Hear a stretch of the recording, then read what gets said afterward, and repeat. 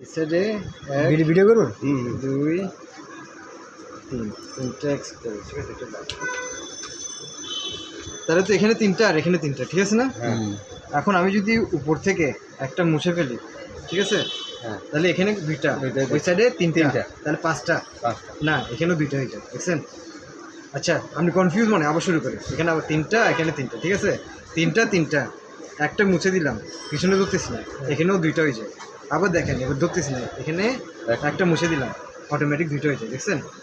কম হয়ে গেছে না? আবার করি, আবার শুরু করি। এখানে দুইটা, এখানে দুইটা, ঠিক আছে? এখন উপরেরটা মুছে দিই, তাহলে এখানে একটা মাঝখানে একটুখানি বাঁক একটা পজিশনে বসে আছে।